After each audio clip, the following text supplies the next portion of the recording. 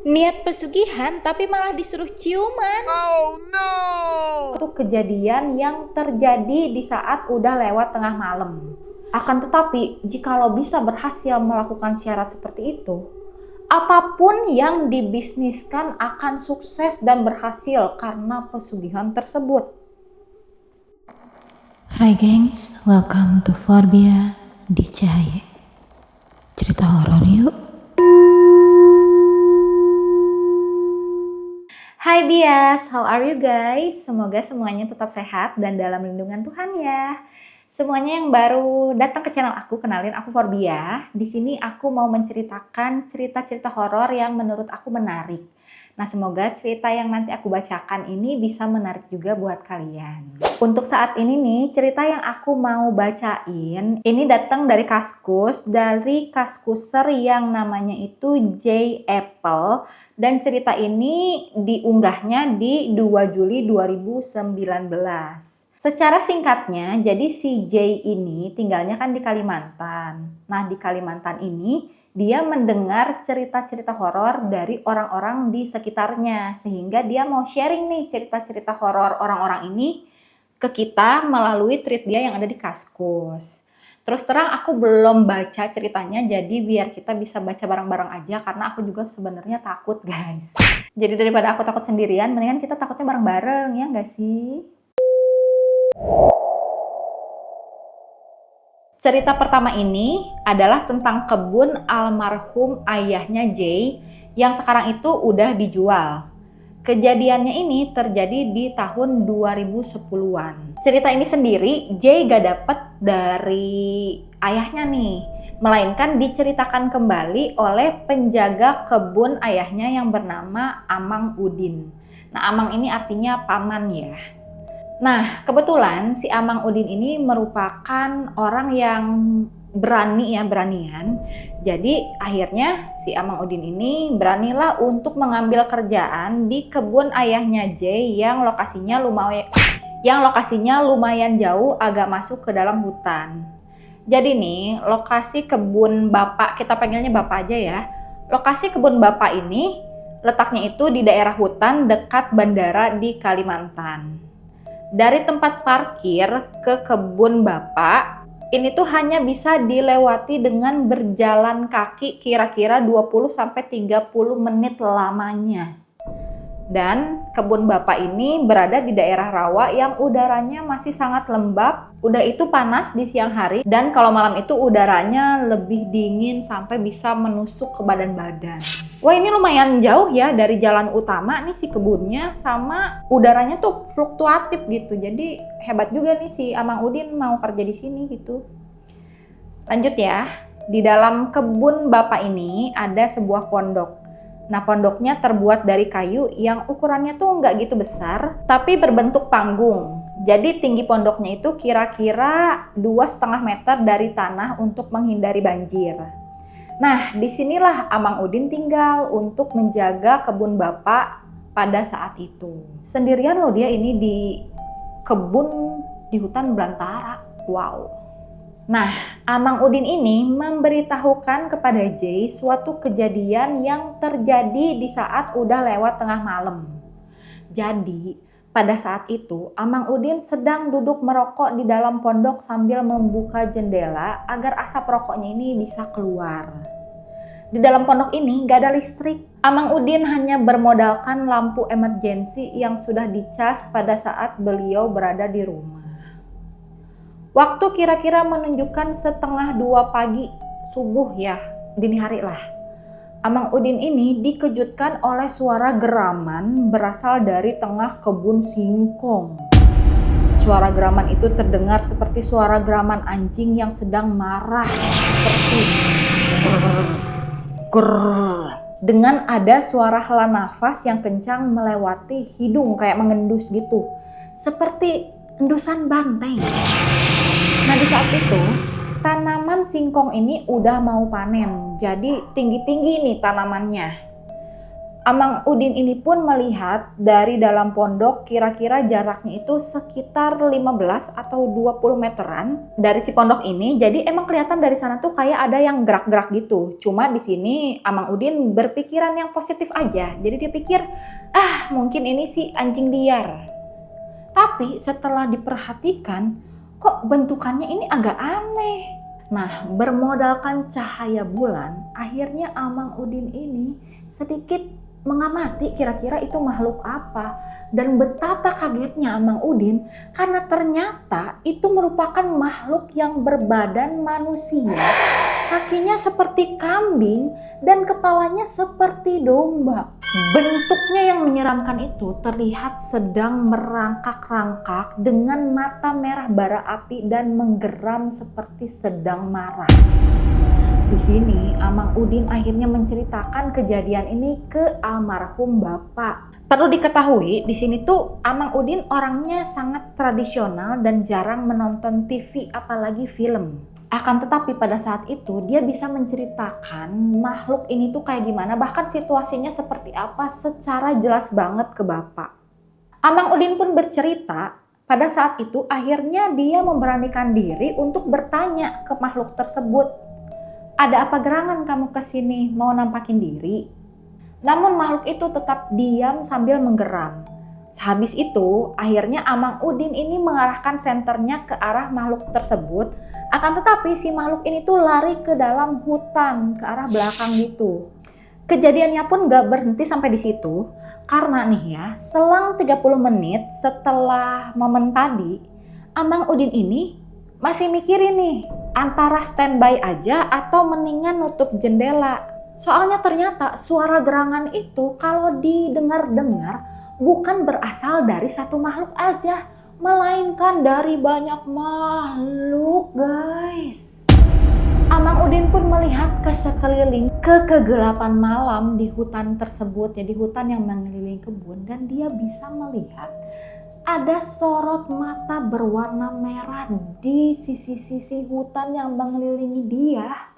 Setelah itu akhirnya Amang Udin pun bergegas menutup jendela dan tidur sambil membaca doa. Nah, keesokan paginya saat Amang Udin ini sudah bangun dan mau memanen si singkong, betapa kagetnya dia, ternyata seluruh tanamannya itu sudah menjadi layu, terutama di sekitar tempat makhluk itu berada pada malam itu.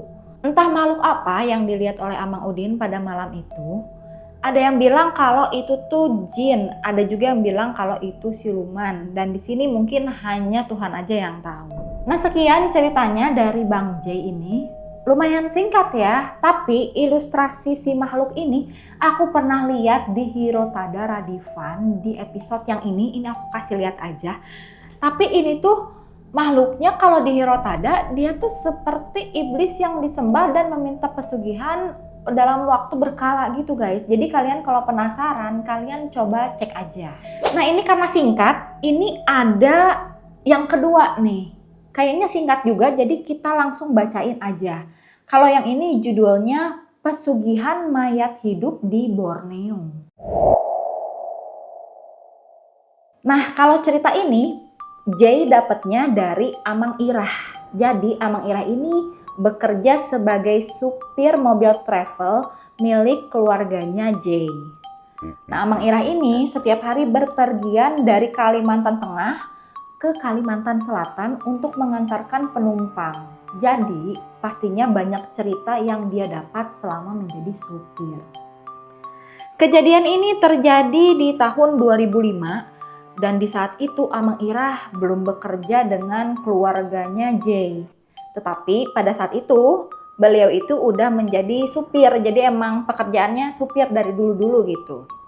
Nah, pengalaman Mang Irah ini dialami oleh dia sendiri. Dan waktu itu Amang Irah mendapatkan job untuk mengantar orang yang ingin melakukan pesugihan. Amang Irah menceritakan bahwa orang yang ingin melakukan pesugihan ini adalah kenalan satu kampung dengan beliau. Sebut aja si A. Nah, si A ini bisa dibilang preman kampung yang tidak kenal takut dengan apapun. Terdesak oleh keadaan ekonomi yang sangat buruk, menyebabkan si A ini menjadi putus asa dan bertekad ingin melakukan pesugihan untuk keluarganya. Nah, si A ini berkonsultasi dulu dengan orang yang paham pesugihan ini kayak gimana. Nah, sebut aja orang ini tuh B. Nah, si B ini bisa dibilang adalah juru kunci untuk pesugihan tersebut.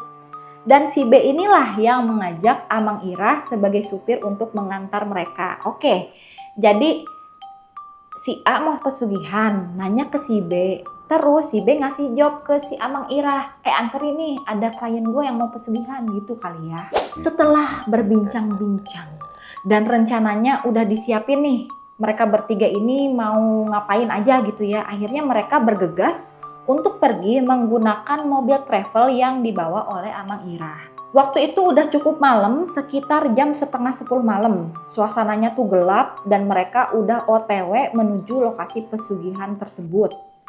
Beberapa jam kemudian sampailah mereka ke daerah yang dibicarakan. Jalan yang mereka lewati adalah jalan tanah yang tidak beraspal. Tapi alangkah terkejutnya Amang Irah melihat di ujung jalan ini terdapat sebuah rumah mewah yang anehnya di sekeliling rumah mewah tersebut tidak ada rumah lainnya lagi, melainkan hanya ada hutan Kalimantan yang lebat. Kalau dilihat dari luar nih ya, rumah ini tuh cuma ada satu ruangan yang diterangi oleh cahaya lampu 5 watt yang warnanya tuh oranye. Tidak lama setelah itu mereka bertiga keluar dari mobil dan segera memasuki rumah tersebut. Di dalam rumah mereka disambut oleh 2 orang. Satunya adalah seorang laki-laki muda, nah satunya lagi adalah wanita paruh baya. Dan mereka berdua ini berpakaian dengan pakaian mewah bermerek. Dan si wanita memakai perhiasan yang banyak.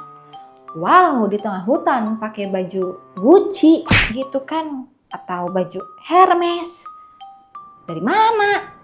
Nah, Amang Irah juga bingung melihat 2 orang ini. Kenapa kok ada orang berpakaian mewah di tempat terpencil kayak gitu? Iya, kurang kerjaan. Tapi tanpa banyak basa-basi, si B akhirnya menjelaskan kepada si wanita ini bahwa si A siap untuk melakukan pesugihan dan tidak peduli seberapa sulitnya pesugihan itu si A akan lakukan. Di sini Amang Irah hanya dia mengamati dari belakang. Nah, si wanita paruh baya ini menjelaskan bahwa sekarang yang ngelakuin pesugihan adalah suaminya. Jadi mungkin yang bisa ngesahin pesugihannya itu si suaminya, sedangkan si laki-laki yang muda itu adalah anaknya.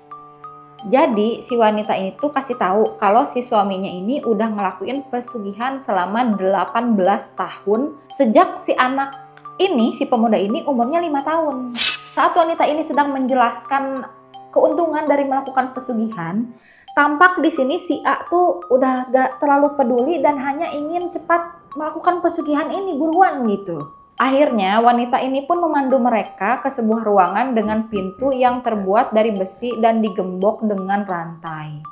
Di dalam ruangan itu terdengar suara seperti suara orang yang sedang kesakitan. Seketika setelah pintu itu dibuka, langsung semerbak bau busuk yang sangat menyengat.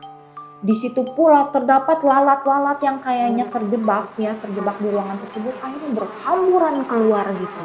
Wanita ini pun akhirnya menyalakan lampu dan di sini terkejutnya bukan main si A dan Amang Irah karena pas mereka lihat di dalam itu ada sosok manusia yang tubuhnya sangat kurus dan dipenuhi dengan luka yang bisa dibilang lukanya ini luka seperti sebenarnya manusia ini tuh kayak mayat gitu ya. Setengah badannya dari ujung kaki sampai perut udah ditutupin semen, udah kayak kuburan. Lah, gimana tuh? Nah, anehnya ya, udah tubuhnya kayak gitu, setengah badannya udah tersemen sama ininya kurus dan luka-luka, tapi mayat tersebut masih bisa mengeluarkan suara seperti suara rintihan orang yang kesakitan. Akhirnya wanita ini menjelaskan bahwa sosok tersebut adalah suaminya. Dan sebenarnya suaminya ini udah kayak gitu selama bertahun-tahun. Suaminya ini hanya bisa memakan daging mentah sebanyak 10 kilo per hari, ya ini mah banyak. Pesugihan ini menyebabkan Yang melakukan pesugihan akan kehilangan akal sehat sampai melukai diri sendiri. Dan pelaku pesugihan ini hanya dapat memakan daging mentah setiap hari. Akan tetapi, jikalau bisa berhasil melakukan syarat seperti itu, apapun yang dibisniskan akan sukses dan berhasil karena pesugihan tersebut. Nah, kalau kalian tertarik dengan pesugihan ini, bagaimana cara melakukannya? Caranya ternyata sangat mudah. Satu-satunya cara untuk menggantikan pelaku pesugihan itu adalah hanya dengan lidah bersentuhan dengan lidah orang yang sedang melakukan pesugihan. Dalam artian, si A ini harus French kiss sama si mayat ini. Karena biar ilmunya langsung tertransfer, guys. Agak jijik ya menurut aku ya. Di sini pun ternyata si A yang awalnya tuh udah gak sabaran dan garang ya. Nyalinya pun ciut dan langsung lemas. Dia pun akhirnya mundur 3 langkah dan menyatakan dirinya tidak siap untuk menjadi seperti itu. Ia pun menangis dan segera pergi dari situ. Si B pun memahami dan akhirnya ya udahlah, ayo kita pulang aja. Jadi nggak ada kayak dihukum atau gimana ya. Amang Irah pun masih mencoba untuk mempercayai matanya apakah yang dia lihat ini tuh beneran apa enggak. Setelah itu mereka bertiga bergegas untuk pulang dan sepakat untuk tidak mengingat-ingat lagi kejadian tersebut. Di sini Jay berpesan, di dunia ini jika ingin kaya harus bekerja keras dan berdoa, bukannya memilih jalan pintas. Sebanyak apapun harta tidak akan dibawa mati dan harus dipertanggungjawabkan di akhirat nanti. Sampai sekarang kabarnya rumah mewah di tengah hutan ini masih ada. Dan beberapa lama sekali ada mobil mewah yang parkir di depan rumah itu. Jadi masih ada, guys. Oh my god, mungkin kayak aduh, aku nggak bisa deh ngebayanginnya, agak jijai. Sekian guys, menurut aku ceritanya cukup 2 aja. Yang pertama lumayan mistis, tapi yang kedua jijik sih kalau aku ya. Kalian teman-teman ikutin saran dari J ya, bekerja keras dan berdoa, berikhtiar aja, pasti Tuhan akan merestui hamba-hambanya yang mencari rezeki dengan jalan yang benar. Selalu berserah kepada Tuhan dan juga menjadi manusia terbaik dari hari ke hari aja ya guys ya. Jangan menyerah, kita pasti dapat mendapatkan jalan keluar yang lebih baik. Oke, itu aja video ini. Support aku dengan komen, like, subscribe, dan juga share kalau kalian suka sama ceritanya dan pengen orang lain juga tahu. Buat kalian yang mau langsung baca, di dashboard ya linknya. Terus mohon maaf kalau aku ada kesalahan penyampaian atau kata-kata. Kritik dan saran silahkan tinggalkan di kolom komentar. Thank you semuanya and see you in the next video guys. Bye-bye.